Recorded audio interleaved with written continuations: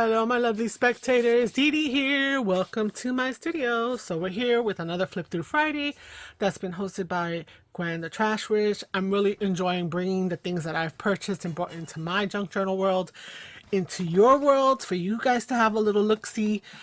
So this book is called Health Plants of the World. It is a soft cover book, and it gave me vibes of the books that I had seen from a couple of other authors that I had. So let's go back. Maybe they were illustrations. We always love a good illustration. So this is Bianchini and Corbetta, and illustrations are by the same person. So I feel like we're gonna see some of the same stuff, but some different. This book is from, where is the year? Well, it was printed and bound in Italy. Hello, import. So there's no, I don't see a year. So it is set up rather differently because it's showing us things in how they would utilize based upon the systems of the body. Again, do I feel like we've been had or I've been had? Maybe. There may be things in here that we hadn't seen before. I don't know. So let's just flip through this one and see, because it looks like it's set up very similarly in terms of, you know, how, you know, big the illustrations are. The book itself, again, is 1, 2, 3, 4. Yeah, 8 by 11. So there's no shrinking of the book in this case. Oh, that's beautiful, puppy. Health Plants of the World, the Holy Thistle. Okay. And yeah, so we're gonna go quick. We're not gonna take too long. Some of this stuff is, you know what, it's gonna look familiar because they have the same style. Whether this one is in the other book, I am not gonna go check that out right now. We're just gonna take a look and look at the lovely pictures, right? So I do like how all of the images are on one side. You really get to take advantage of the artwork. Oh, look at the garlic. So this is garlic, sage, and clary on the same page. I don't know if they did that in the other book. I think the other book was more singular, but I don't, from the top of my head, I'm not remembering it. But some of these things, the names I'm remembering from another book that Cindy from Scrapbrat had mentioned, which was that herbal something from Five Below.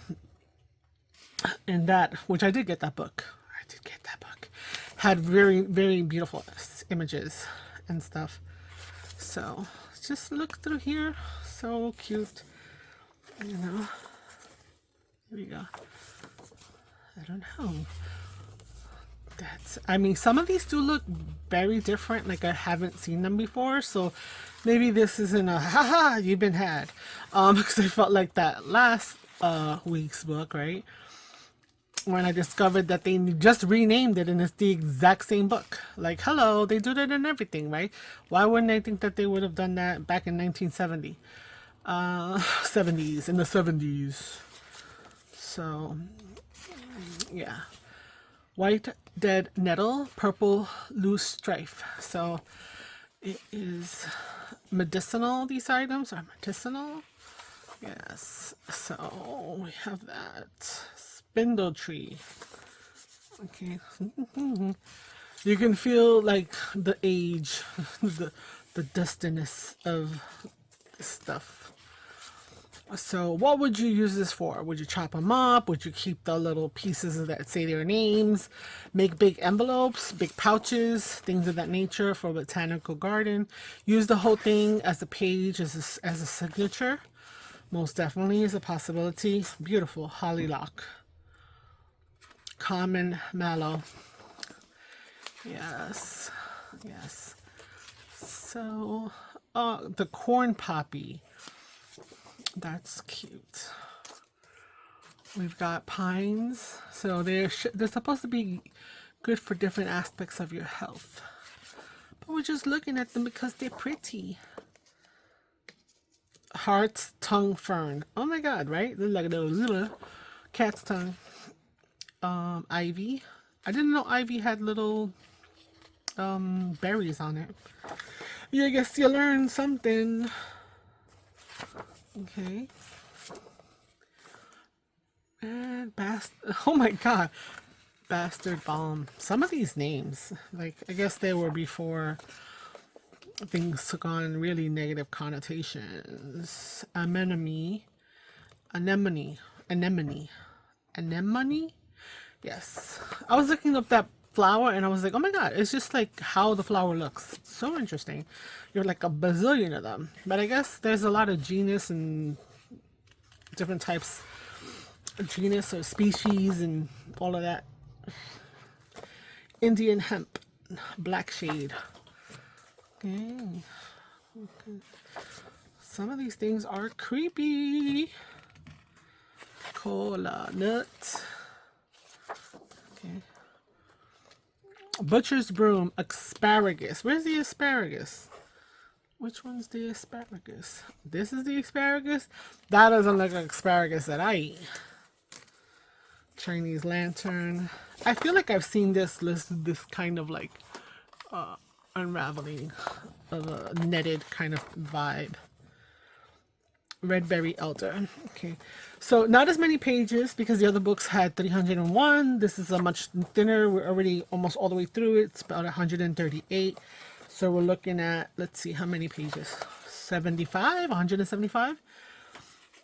So, and I do feel like there is a lot, there is a good amount of difference. Like this does not look familiar to me at all. So this one might be, you know, a good little secondary to have.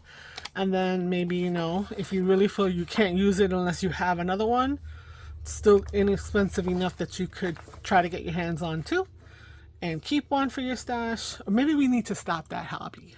Stop that collecting, hoarding mentality. And just use the pretty things. Right? Use the pretty things. Add the pretty things to our art. Share the pretty things with our friends.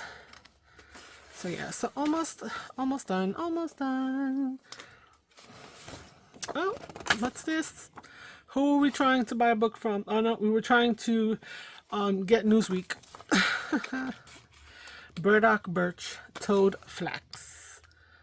This is the toad flax. The one with the ugliest name looks the prettiest.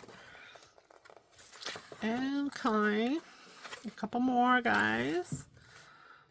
All right. Here we go. Yes. So very interesting. Looks like what's that show? Little Shop of Horrors. Yeah. Feed me Seymour. Okay. And there we go.